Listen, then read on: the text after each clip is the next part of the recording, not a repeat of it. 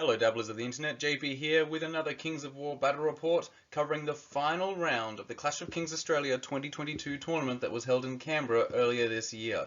We're finally here for the final round, so if you want to see how this massive battle ends up, watch on.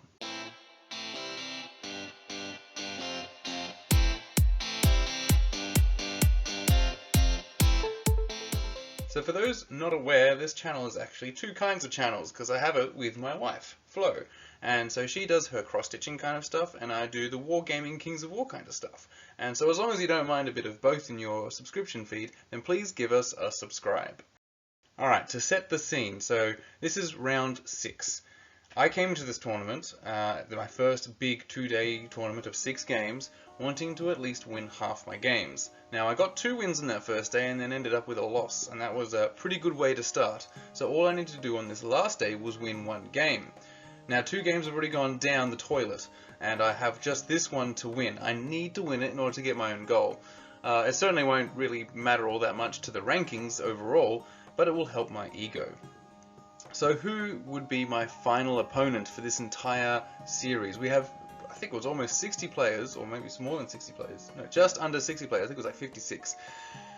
And there's so many people from all over the nearby Australia, because you got Canberra, you got Sydney, you got all the people in the New South Wales region, and then you got us Victorians coming up. So who would it be that I might fight? Well, it was Rob and his Salamanders. And if Rob and his Salamanders sounds a little bit familiar, that's because it was. If you go back to batch rep number 4, a little tournament that we were holding in December, he was my first opponent there. And so it is him once again, with his Salamanders once again, to take on my forces of the Abyss. So it's a rematch of the Reptilian versus the Demonic. Let's go into my army list first. I'm keeping it nice and brief, because if you really want to know the ins and outs of this entire army and why I took all the different bits and pieces, go to my first bat rep in this series. I'll set up an actual playlist just for this particular 6-game series. But going quickly, we have the Gargoyles Troop, Chaff, Tortured Souls Horde, Medium Hammer, Abyssal Horseman Regiment with the Brew of Sharpness, Extra Hard Hammer, Cronius, there for his buffing and punching abilities, Abyssal Fiend for his inspiring aura, the Abyssal Champion, who is a utility piece in that he has no glass shield and the wings, so he can get around and stop something. He's a missile. The Abyssal Warlock, with his Bane Chant 2, is there just to support and also be a source of inspiring. But he is one of the few things that actually can shoot in this list. The other main shooter is the Manifestation of Baal, who can shoot, who can fight, who can do nearly everything. He has fly, he is stealthy, it's quite ridiculous all the rules he has, but it means that he gets in nearly every list because he is just so damn good. Now finally, I guess the meaty part of the list in terms of literally bodies, is Khazar-Ar's Torment, the formation that is available to the forces of the Abyss. And this requires you to take a regiment of lower abyssals, a horde of lower abyssals, and a despoiler champion. What do you get for taking such units that you might normally take, particularly the despoiler champion? Well, the lower abyssals themselves gain this ability that when they die they explode, which is okay, it's fine. That's D3 plus 1 piercing 1 hits.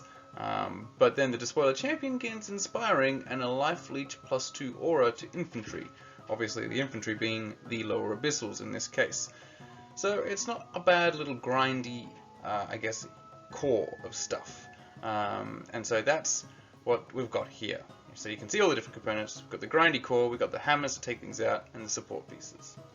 The Rob Salamanders are comprised of the Gokota Warriors, so it's just a nice little regiment of cheap dudes that just help to take a little objective, because there's not many things in the Salamander army that usually want to leave on an objective, and a Gokota Warrior regiment is something that you could just be like, you just stay there, you hold that, and that's good enough, because yeah, just 95 points. Then we also have the Salamander Ceremonial Guard Horde. So this is a huge brick, because these are heavy infantry, so they take up a lot of space, but they are a very solid unit. Speaking of solid in terms of damage potential, he has 2 hordes of tyrants. Last time he only had 1 horde, and I think he liked the taste of the kind of damage they could dish out, so this time we have 2 hordes of tyrants, and they are fearsome with the sheer amount of attacks and crushing that they can bring to the table. Thankfully, they only hit on 4s, so that's pretty good. But since they have such high amount of attacks, yeah, nearly you still get a lot of damage through despite hitting on 4s. Then we have the newly buffed Scorchwings Regiment, because these guys are great. They just got better attacks, better defense. Everything just got better because they were pretty awful before. And they have Fire Oil, which obviously comes into play here because I am the Forces of the Abyss. And guess what our main rule is regenerate. So these guys are going to have piercing and regenerate and crushing on pretty much everything apart from my Tortured Souls and the Abyssal Fiend. Those are the two things that do not have regeneration. So pretty annoying, but good for him. But I don't think he was expecting to go against me because, yeah, we're both from the same state.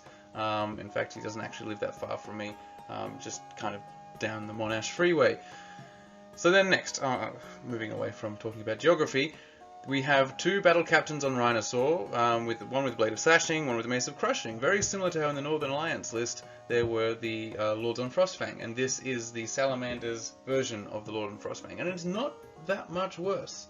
For the fact that the Lord on Frostfang is really amazing, this is just a bit of a runner-up, and I guess the only real downside is it just doesn't have very inspiring and relies more on some thunderous rather than crushing.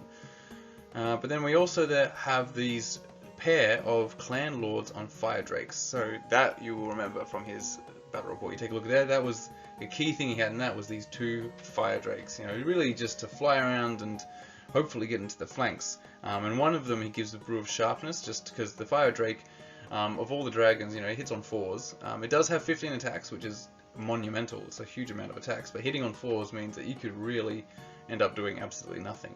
I mean, I know the feeling of that when I have my 12 attacks from my regiment of Lower Abyssals. They hit on 4s, and sometimes you're just like, oh, you hit 3 times, great. Wow, this is really gonna hurt the opponent. I'm glad I took the crushing one on these guys. But the other one's got the Pipes of Terror, so that brutal, an extra pip helps as well because these guys don't come with brutal. And then finally we have a troop of Ancients. And these are good because you might notice that this army is actually quite light on inspiring. The Ancients and then the 2 Clan Lords are the only sources of inspiring for the entire army, so you gotta have them, otherwise things might start running. So that's why he's got them in there, and they also make very good thick chaff because they are defense 6. So getting through them isn't easy, even as a troop. So this is it's a different kind of army. There's some things that he's taken that he likes before, but for instance, he had the Whispering Scales in his previous list, and that's gone. That's the formation for the Salamanders, and I think the Salamander Primes weren't quite dishing out enough to make them worthwhile, and so he's definitely gone more into the bitier half of Salamanders and the Tyrants, and keeping his favourite Fire Drakes, which are awesome models, by the way. I think I raved about them in the last battle report, but they are great, and so I'll hopefully have some good pictures of those for you guys today. So the scenario for the final round is a well-chosen one because it's rather simple. Which is good because even though it is 6 games spread out over the 2 days, it's a whole weekend you've been thinking Kings of War stuff, and by this point you kind of just don't want to have anything too crunchy, say like Salt the Earth or something, where you have to actually contend with, well, do I burn some markers? So this is loot, and you have loot tokens, and you put the loot tokens along the center line with one that has to be in the center and 2 others that are placed along that line. And what you do then is just go pick them up, try and hold them until the end of the game. Sounds pretty simple, but if you're not aware, the loot tokens do require being held at a detriment. So this is that you go down to speed 5, you lose fly, you lose nimble, and you lose wild charge. So you become quite a bit slower and thus more vulnerable. And individuals can't pick it up, so it has to be some particular unit. But I've only got 1 individual, so that's okay. So yeah, that's the scenario, and it's nice and simple because you just got to grab them, right? Simple.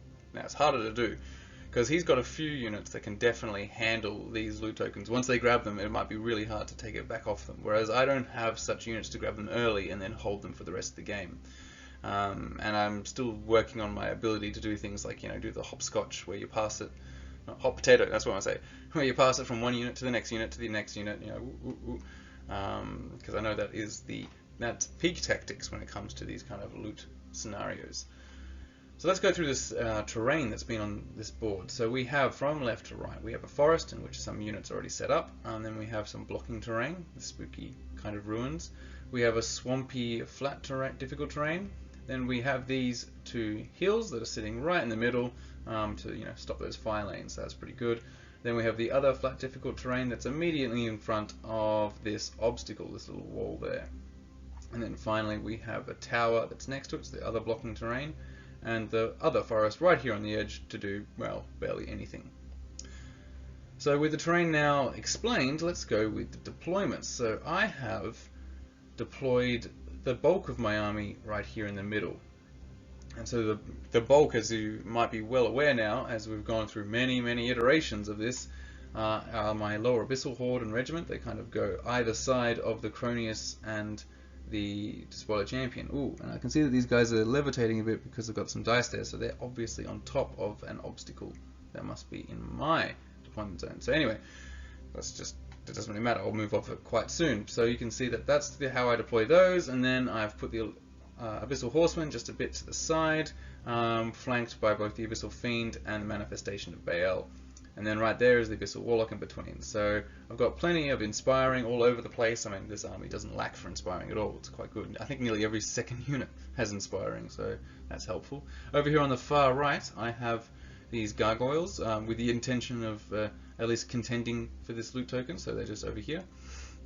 And then on the far left, to keep in check what will be on this side that I'll explain soon, are the Tortured Souls and my Abyssal Champion with his wings and gnome glass shield.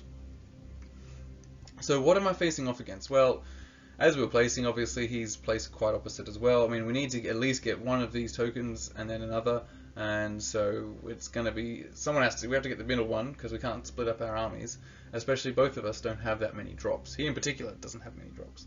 And so right in his middle, facing off against me, he has that giant Ceremonial Guard Horde, so you can see that here. It's a really beautiful unit, and it's got the Slan Mage Priest from Warhammer Fantasy kind of stuck right in the middle, so you know it's really reminiscent of that Temple Guard kind of look, and he's got these ruins.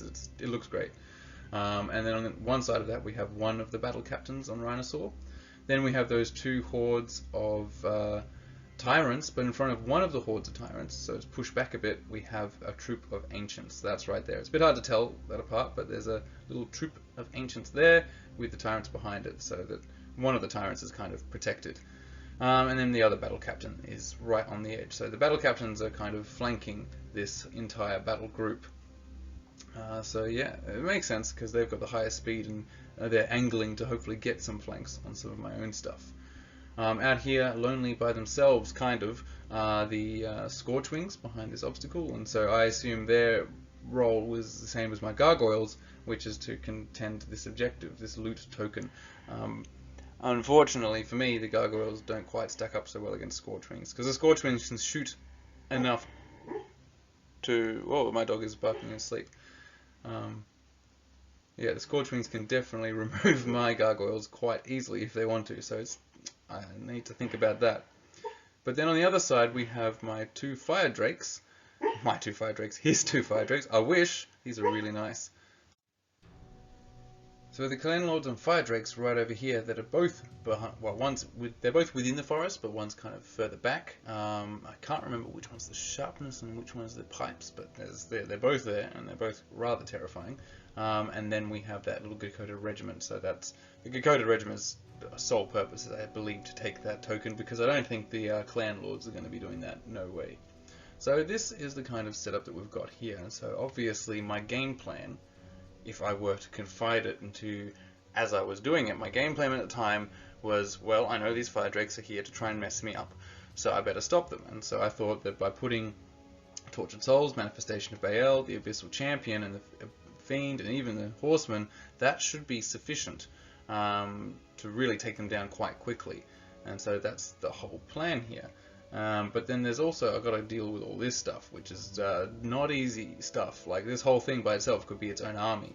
And thank God that there's so many points going to these flying dudes that there's not even more. Like, there could be a third horde of tyrants, and then I'd have to try and contend with that, or another horde of regiment. I mean, you could have both, a third horde of tyrants and another horde of ceremonial guard, and that would be very hard to take down. But instead I have to contend with these fast flyers, who aren't nearly as tough, but they can do quite a bit of damage if they get in the right spot. So, let's see how that goes. Turn 1 went to the Salamanders, which is a little bit terrifying, but it didn't end up that bad. Mostly the fire drakes just moved up right here, so they just flapped forwards towards, I guess, to then mount a jump to the other side of this blocking terrain, and the Gakota warriors are kind of held up, but they hope to then just jump onto that token next turn. Over here, very little of note happened. We just have everything kind of steadily moving forward, so the whole battle line together, with only the ancients moving forward further than everything else. Just a bit. Just a little bit. But over here, the Gakota Scorchwings, so they've got Gakotas on their back, but the Scorchwings are obviously heading straight for that objective, while the battle captain is just kind of ranging forward as well. So everything just going forward, nothing overcommitting. Which is fair enough. I don't really have much to pressure him with because I don't have all that much shooting. And that was it. So now it's my turn. Turn 1 for the Forces of the Abyss. Well, I don't waste any time. I bring the Tortured Souls right up, put them right in front, and then I hit the other one, this guy. I actually charge it with my Abyssal Champion because that's what he's good at. He's good at getting in there and holding them up.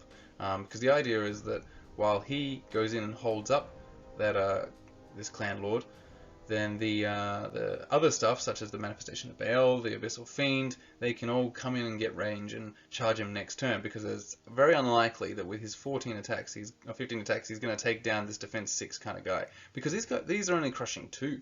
That's also what makes them kind of like they're a good dragon, and they're also not a great dragon. I don't know, because for me they're hitting on 4s, they're crushing 2. It's just the damage output's not very consistent, but they do have a very good breath attack, so they do have that in their favor. Now, the reason why these guys are here is they were out of range of an actual charge, because while this lad's speed 10, the Tortured Souls are speed 8, so I just moved them up at the double. But this was dumb. Why was this dumb? Well, it was dumb because what I was hoping to do was I was hoping to get up here. I got the token, you can see there, and force the issue of like, here I am, you better attack me. And I know that the Clan Lord can't take down the Tortured Souls on the charge, and he can't be reinforced by these Gakota warriors because they can't get in there. There's not enough room. So I was like, this is pretty good. But what I didn't really think was he's just going to ignore it and fly over, because he can now. Whereas if I had stayed back, like I moved up enough to be in range, but then he wouldn't have been able to get past me, because obviously my base means it is beyond his 20 inches in any words. So he wouldn't be able to just jump over me. But now by moving so far forward, he can clearly jump over me. And these guys don't have nimble or anything like that, so they're actually quite easy to just dodge. So this, not a great idea. Too keen to get up there, get that objective. That was for sure. But at least I do have one loot token. I keep saying objective. I apologize. It is not true. Just loot token. Now on this side, this is where I was just wondering what to do, but I have moved both the Abyssal Fiend and the Manifestation of Baal. They're both now in range of the front arc of this guy, this Clan Lord. So that's good, ready for next turn. So I'm thinking turns ahead. That's pretty good, right? Especially in the last round, I think. That's quite good. I have also moved these Abyssal Horsemen just up to the edge of this terrain. It's this terrain here. It's just because I'd love to get a charge off anything like these, but even though I do have the Brew of Sharpness, it kind of just means I come back to normal and lose my Thunderous. So taking anything off here is not that reliable. But meanwhile, the rest of my army just kind of moves up. Doesn't need to get in range. I mean, nothing here is all that fast, so I'm not all that worried for now. So just moving up. But what I did get to is with these gargoyles. I just went right across and pivoted. So they were behind the forest, and I just flew right over and then turned right. So I'm like, haha, you can't shoot me. I mean, they can shoot me. They can just turn, but they can't charge me. Was the idea. What else I plan to do, I'm not sure. But the gargoyles are now here, and I guess they're ready to cause some havoc. We shall see. But I did manage to at least do 1 damage. I did, I think that says 3 damage, which is quite exceptional for him because he's only got 5 attacks. So yeah, he continues to be quite good. That he always consistently gets at least 1 damage on something. So the context of why it's important to get 1 damage when you're using a missile is because you actually want to ground the flyers.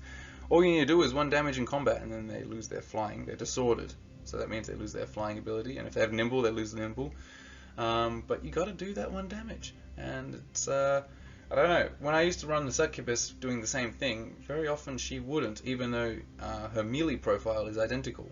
Whereas with this guy, yes, I'm paying more points, but it just seems that he hits better for more points, even though he's also 5 attacks hitting on 3s. So, I don't know. Doesn't make much sense to me. But it's on to turn 2 Salamanders, so let's see that Fire Drake just fly over my Tortured Souls, because obviously I knew this was going to happen. But the army did move forward a little bit, just trying to get some angles on my army and maybe inviting a flank here. I'm not sure, but just moving forward slightly. Fair enough. Over here the Scorchwings have done a complete about face. They moved over and then did use their 2 pivots to face back at my gargoyles, and yes, they'll get a chance to shoot, and the battle captain is now getting ready to charge next turn, as if that was required, really. But he's there just to clean up in case the Scorchwings, fluff, because they still don't have actually that many attacks when they're in the small regiment size. On this side, yes, look what happened. Off screen, down here, we have the Clan Lord and Fire Drake. He's gone off down there, as he was always destined to do, was to just fly off down there and turn, get ready to eventually rejoin the battle and cause major havoc in my flank or rear. So that's his destiny, and unfortunately I let that happen. But I stopped one. It's just not quite enough. But the Gokota warriors then have charged into the Tortured Souls, because their whole purpose in life was to be the bearers of that loot, and now they're failing in it. But I don't think they're going to win that fight, because Tortured Souls are pretty grindy. They're pretty good at it. They've got the life leech too, and they hit pretty hard, just even with a basic crushing 1. So I'm sorry, Gokota warriors, but this is not the fight for you. Not that they could do much else. They couldn't see this little individual here, so they couldn't help out their clan lord. So this is the best they have. And yeah, just to show what kind of things he's looking at, we've got my whole battle line down here, so that's a little bit terrifying, but yeah, hopefully nothing will be there next turn. So what I was hoping that this wouldn't happen, but it's you do any damage to gargoyles, it's going to happen. They got wavered, which means I will get charged next turn by this battle captain, and the Scorchwings can take that objective, and then suddenly it's really just a fight for the central one. But yeah, what I realized with these gargoyles is I was far too premature in bringing them right over, because I thought, yeah, I'm getting them into a blind spot, but these Scorchwings don't care about blind spots, because they're not there to charge you insofar as they just want to shoot. And yeah, as I said, everything's got regeneration, so these guys got some extra piercing. Not that they need it against gargoyles, but it's just extra hurt, and so even with a small amount of damage, getting wavering or even getting rid of them is quite easy. So yeah, they're going to be stuck there and gone. So that's another example of a bad use of gargoyles. In fact, it seems that every time I try to use the gargoyles to obtain tokens or objectives or hold anything like that, things just go wrong. And then I think I'm getting the wrong idea where people say, oh, they're very good for objective grabbing. Like, I guess they are. You just have to wait till the end of the game. And I'm not doing that. I'm like, I'm going to take the objective straight away with my 8-10 flying defense 3 unit. This is going to be fine. And I'm always surprised when it isn't fine. But over here, the defense 6 Gnome Glass Shield didn't really help all that much. He managed to do 6 damage, even though he's crushing 2. So yeah, well, you can see this is the Brew of Sharpness one. So he's hitting on 3s, and he's wounding on 4s. So yeah, I guess that means 10 attacks, and then 4s, it should be 5 damage. So it's just only slightly above average. But tell me, I was shocked. I was shocked when it happened. And I felt bad for my little guy, because he's not there to take that much punishment. And I think it's the most punishment he's taken in a single combat in the entire game. Entire tournament. Because he's done this a lot. And he's been going against all kinds of things, burrowing worm, or flying undead great worms, and mind screeches, although mind screeches aren't going to do much. But he's hit a lot of different things, and it's this that seems to be his downlord, a clan lord on Fire Drake. Ouch. And it was his downfall, because he's dead, and so he got to turn to face my guys down here. And I think I was actually kind of excited, because I think Manifestation of Baal was actually in a flank, so this was really annoying.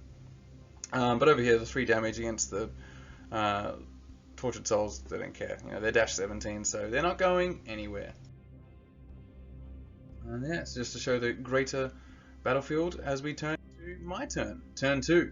So now I will spring my trap. Huzzah! I fly in and stagger in, with the Manifestation of Baal and the Abyssal Fiend, respectively, into the Fire Drake. So hopefully the life of my Abyssal Champion will be worth it. I would have ideally liked the Abyssal Champion to be part of this wonderful charge, but unfortunately he did not survive, which really surprised me. And obviously I'm just hitting back right here with the Tortured Souls.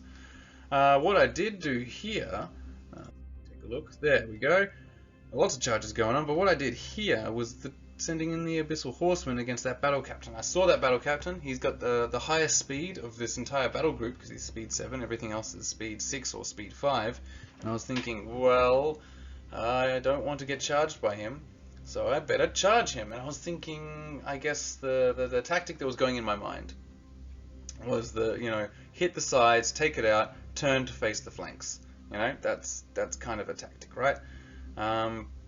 But I don't think it's going to really work here, even if I were to take him out, because the pivoting wouldn't, it would still be front.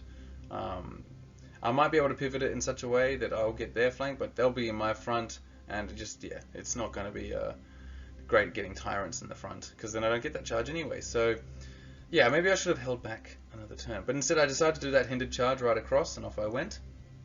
But I do have some ability to strengthen them up. I got the Bane Chant over here.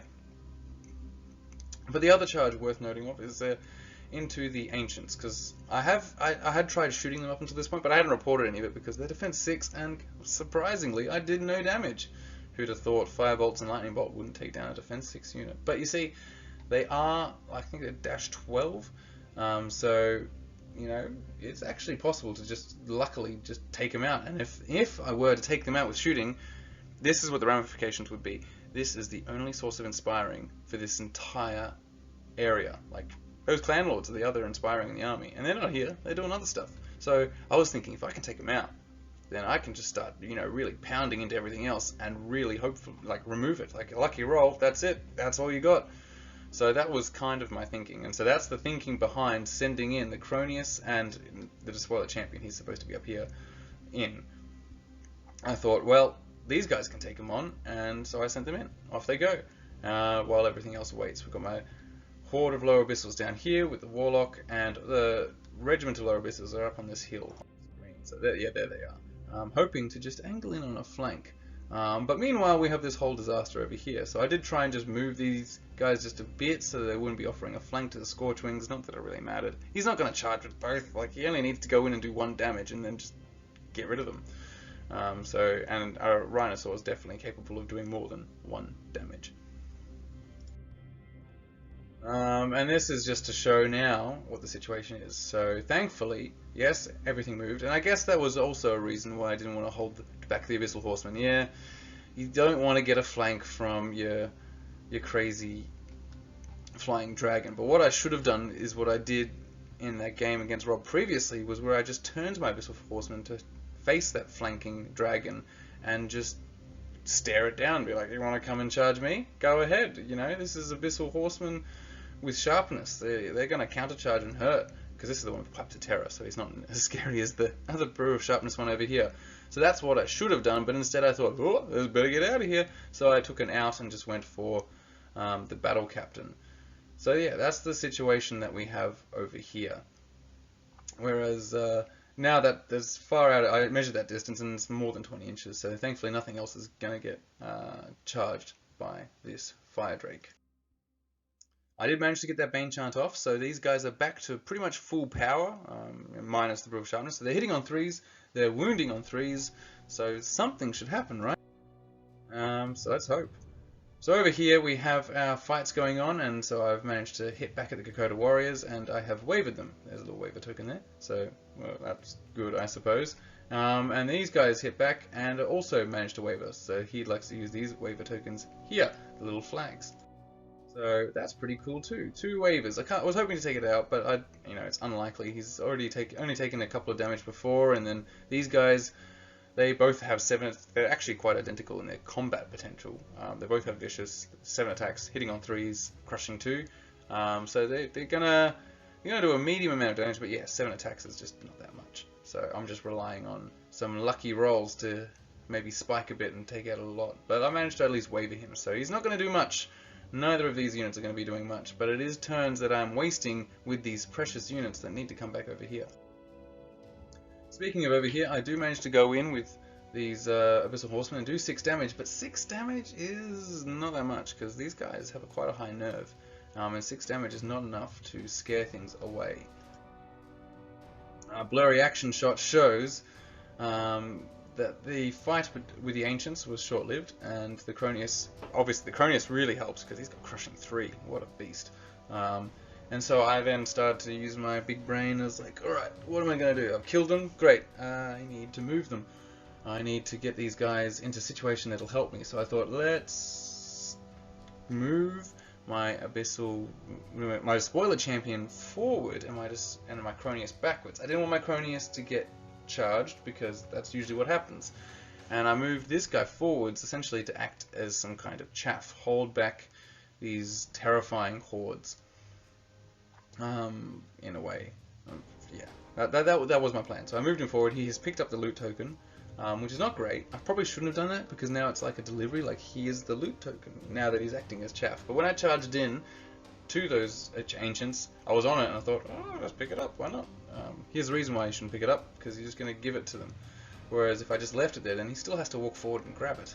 Whereas right now he grabs that, he's got Scorch Wings, then then he just needs to hold those things. So that was silly.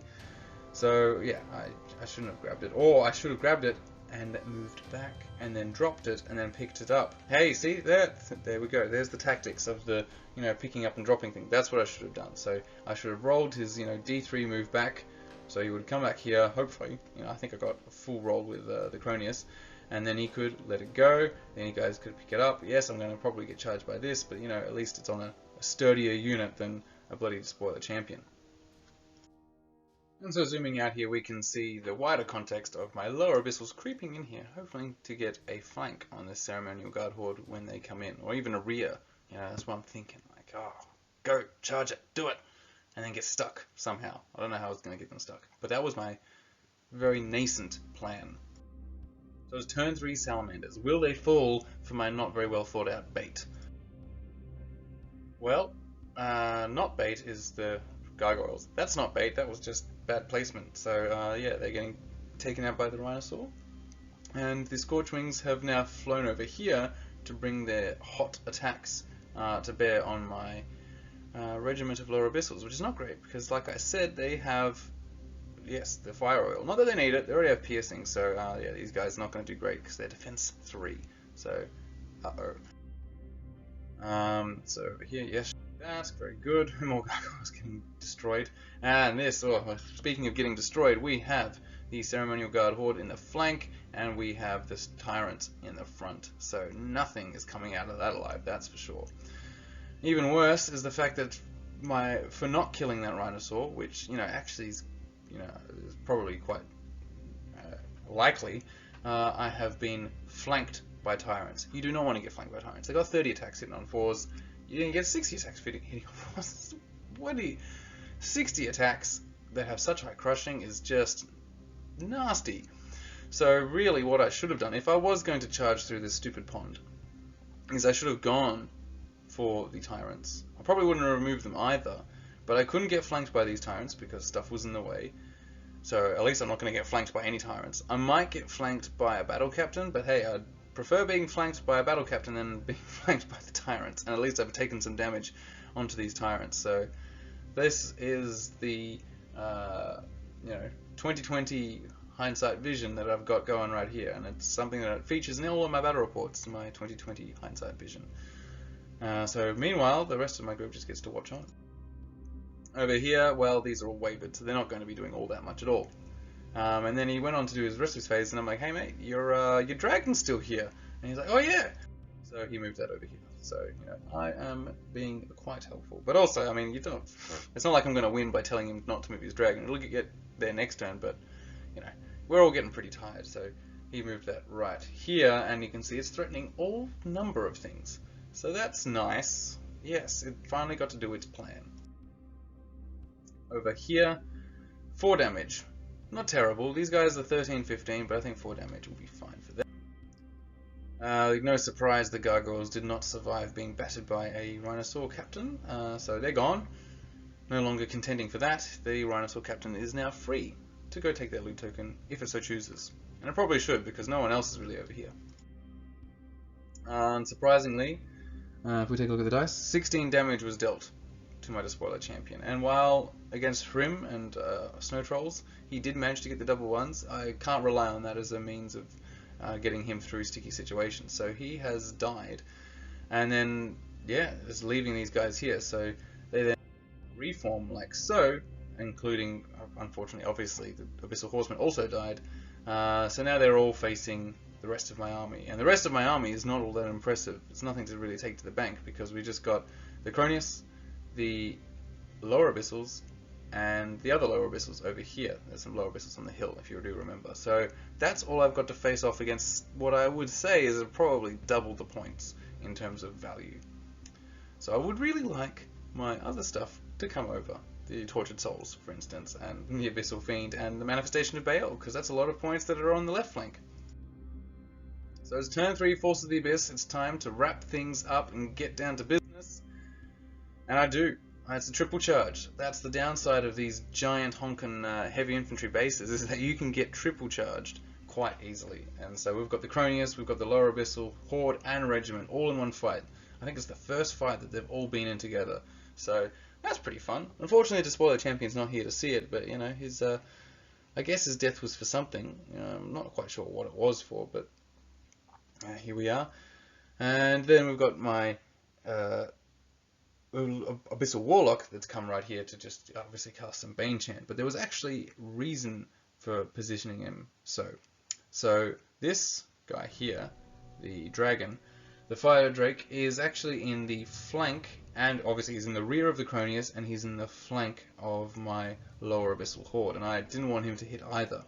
So by putting my Abyssal Warlock right here, he prevents a charge both on the rear of the Cronius and on that, the tiny little bit of flank that's showing there beyond the base of the Cronius.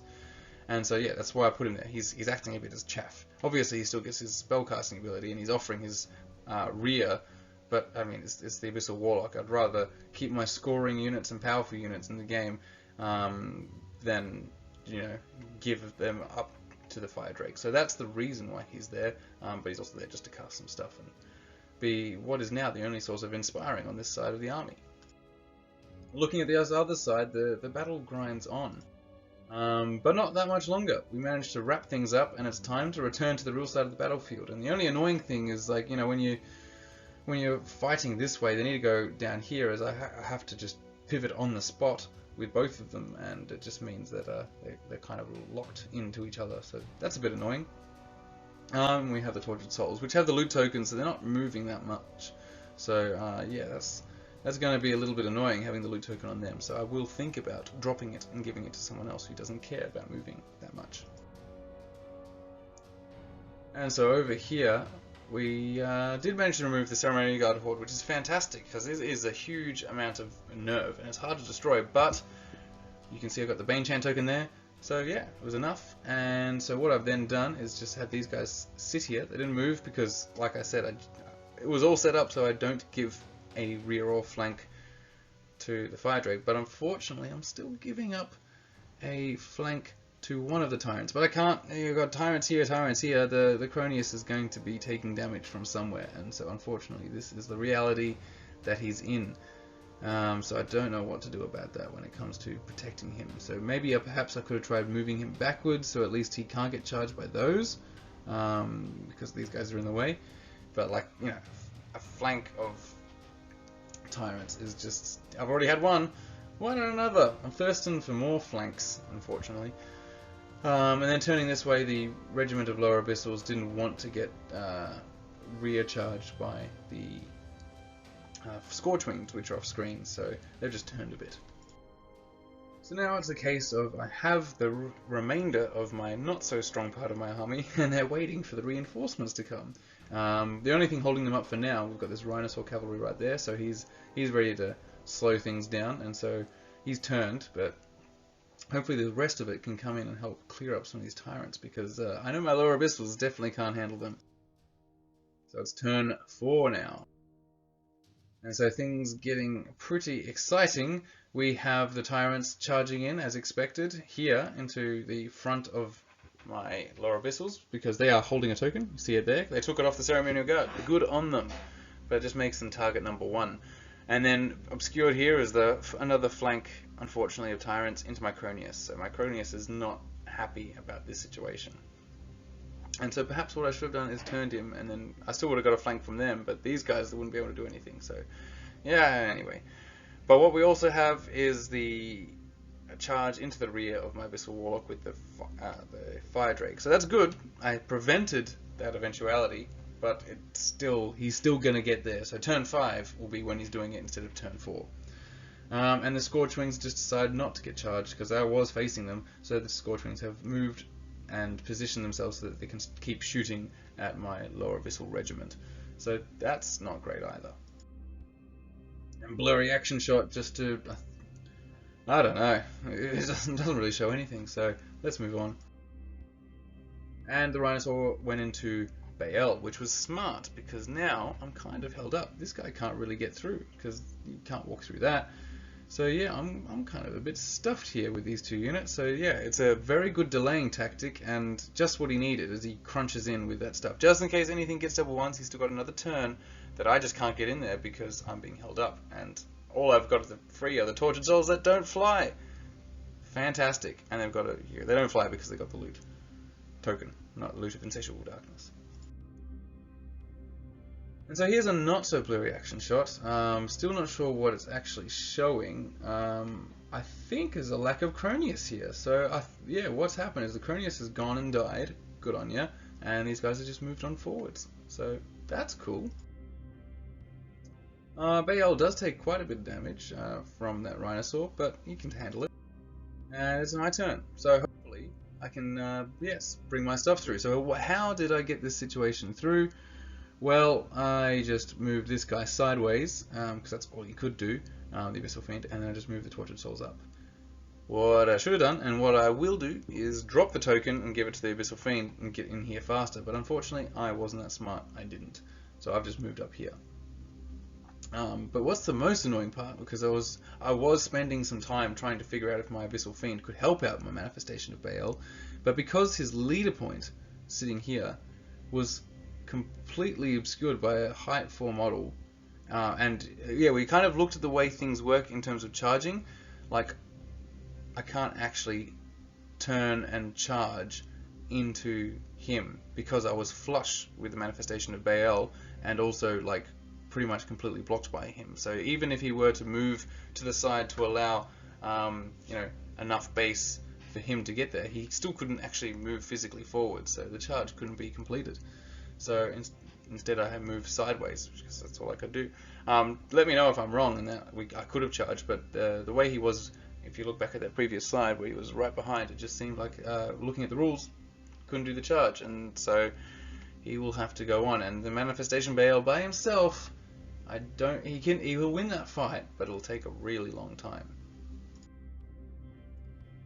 And so over here, well, the lower abyssals survived, which is fantastic. The Warlock and the Cronius didn't. So I just go back I go into the Tyrants, and these guys flip around, because, geez, what am I doing with them? They could have, if I had them facing the right way, they could have done a flank charge, but instead I'd turn them this way, turn them that way. I was maybe hoping to go and get an objective with these guys, but yeah, I really wasted an opportunity. I should have been facing forwards, and then he might have been actually a bit scared to charge in with the Tyrants. Maybe. I mean, a flank of these guys is not that terrifying, but now they're just flipping back and forward, and they're just going to die. And yeah, this was what I was hoping to maybe chase after, but I realized that was a very silly idea, because he's got the objective, and now he's just going to waddle down here. But surprising me was Manifestation of Baal. He managed to kill that Rhinosaur, so he's free. So now I've got 2 quite fast units that are free, so that's pretty cool. So it's turn 5, so let's see what Tyrants in the flank can do for a 3rd time, because I don't think I've quite understood the message about what Tyrants in the flank really mean. So here we go. Tyrants in the flank, Tyrants in the front, and a Clan Lord on Fire Drake in the rear. Wonderful. And Scorchwings in a flank. It's just, yeah, all going fantastic. So yeah, lessons learned. Don't do this. Don't let this happen. Rob did a good job though. He did a really good job getting this guy around here. This is where he wants to be. He's a very happy man. Lizard. Cold-blooded thing. And so I have these guys to lose to the Scorchwings because in the flank they'll actually be quite good. They've got their fire oil. And yeah. Whereas they could have been in the flank of these tyrants and maybe taken them out because we are doing some damage to them. So now I'm going to lose all this infantry, which really sucks, and give up a loot token. And here's another picture of some Scorchwings. They're quite pretty, aren't they? And yeah, just showing he's waddling off behind the forest, so there's nothing I can do about that loot token. So it's really the central one that I need to win. But that's making it quite hard, where the central one has now been taken off me and put onto, I believe, one of these tyrants will take it. Oh, there it is, right there on those tyrants. So they're just gonna, now they're gonna run away. So there goes my one key grasp on victory. And so the way they reposition is these tyrants are now facing the oncoming, you know, tortured souls and all those kinds, and the manifestation of Baal, while these guys are just facing forwards. And then they turn to face as well. So everything's just turned to face the oncoming battle because they're not worried about these guys because they are dead. So the good thing is when they do die, they do a bit of damage. So you can see that's why these guys are taking some damage. Everyone's taking a little bit of damage. But it's, I think I've mentioned this in previous reports, like this is probably the oddest part. Like it's kind of a nice rule that, like, oh, when they die they do damage, and it makes sense because they are, like, you know, it's like they're these maggots. You just send them forward and you want them to die, but then you give them the life leech aura. So do you want them to die? I'm not sure. So it might be better with ghouls, but everyone already takes ghouls anyway, so I don't know what I'm talking about. But I managed to at least do a little bit of damage on the death, so that's cool. So it's turn 5, and I only have my units on the flank to come in and hopefully clean up this mess. And then what I didn't mention was how I got them there, because obviously they're speed 10, or speed 5 on the Tortured Souls when they had this. So yeah, finally I dropped the loot token, gave it to my Abyssal Fiend, who's got no hope of getting there because he's speed 7. So he can at least hold it while the big boys go in and fight. So yeah, that's how they got there. So sometimes it's good to drop that token, and I'm not usually good at figuring out when that moment is. Turn 6 for the Salamanders. I didn't show what happened to those tyrants, but they are dead. So that's what we can see here. They died, and I managed to get in right here. So you can see that I've been charged. So these tyrants are wandering off, so these are the ones with the loot token. They're just going to get out of the way. So he's got one loot token wandering off into a forest on the Rhinosaur, and the other ones on the tyrants just going back the way they came. They're like, we came for loot, and we are done. Did my fighting. Over here, we got the 2 charges, so we did kill those tyrants, but for our troubles, we have now got a clan lord into the manifestation of Baal, and not so bad as the Scorchwings, because the Scorchwings are attacking the one unit on the battlefield that they don't get their fire oil on, because these guys don't have regen. And I remember saying that, I'm like, aha, gotcha, kinda, at the end of the battle, but, you know, what does it matter? And yes, he resides over there now. He is now the Lord of the Forest, this Rhinosaur. He's one with nature. So it's turn 6 for me. Neither of these guys died, which is great, and so now they're going to attack back. The plan is, because it's turn 6, right? So if I can somehow kill these things, like, you know, crazy, yes, but if I somehow kill them, and then turn to face these tyrants who are now facing their butt to me, then in turn 7, were that to happen, I could then charge them and kill them and take back that token. Simple. That's all I need to do. I need to kill these 2 things and get over there. But can I do it? Well, I wavered these Scorchwings and I didn't kill the Fire Drake. That's all I needed to do. And when I say all I need to do, I mean they didn't actually have a huge amount of damage on them. Scorchwings I probably should be able to take out. But if I needed to also take out that Fire Drake, because were the Tortured Souls then to reposition, hopefully in a turn 7 charge, they wouldn't go there. But then also there was no turn 7. This was the final turn and it all ended here. And so that's a win. That's a win for Rob, and a loss for me. 2 to him, 1 to me. I managed to hold on to 1 loot token, but I gave the other one away multiple times. It was once held by a Despoiler Champion, then given away to the Ceremonial Guard. Then it was held by the Lower Abyssals, and then it was given away to the Tyrants. So, rule is, I shouldn't have picked up at all. and left him to try and pick it up, because I don't think he ever really got that far across the board to me. So it might have been sitting there, and I could have maybe picked it up later. Who knows? Who knows? But yes, I did make some definite mistakes with the positioning of my infantry, particularly the Lower Abyssal Regiment. When it was sitting on that edge there, it exists on the edge to be, you know, that threatening a flank on anything that wants to charge into the horde. But unfortunately, I didn't really think of them that way. I was trying to think about trying to grab that other objective, when I really should have consigned that objective on the Rhinosaur, the loot token. That was gone. Forget about it. Focus on what's at least, you know, geographically within range. But I didn't. So yeah, it's still, looking back on it, this was a really fun game, because I've gone against him once, and we laughed when we said we were going against each other in this game, and so, you know, we're all pretty chill about it. We were doing the clocks anyway, but you know, it's the last game, so what's the big deal? We weren't like uber strict and type, but there were a few of those rules queries, like, you know, with that charge with the Abyssal Fiend behind the manifestation of Baal. And we were both trying to. We still wanted to get this win because for both of us, you know, we'd done reasonably well, all right, but we'd lost quite a few games as well, and so this was our way of, you know, hopefully to claw back some honor. But you know, I won the last time we played against each other, and so he won this time, and so that's fitting, because his army definitely has, you know, his skills have improved with the army, and his army has got some cool new bits in it. Because he's played lots of Kings of War against his friend down there. They live off kind of in Gippsland, which is a nearby country, more of a regional area outside of Melbourne. And so he usually just plays against his friend there, and you know, it's not a big community out that way. There's people mostly just play Age of Sigmar out in Gippsland. But yeah, he's definitely picked up more skills now, because yeah, there was a lot more better placement of units, and it caught me off guard, because unfortunately, while he has gained skills in the meantime, I have not gained the same amount of skills. I think now I have, but that was not helpful for me in January, so I wish I had them back then. But overall, a fantastic game, and then the whole tournament was absolutely fantastic. And yeah, I've got even more battle reports now to do. So you've got 3 more from another tournament that we just had here, a nice little one, and that was really good fun. Now that I've been doing these battle reports, I was using the things that I did in these battle reports to improve my gameplay in those ones. So pretty cool, huh?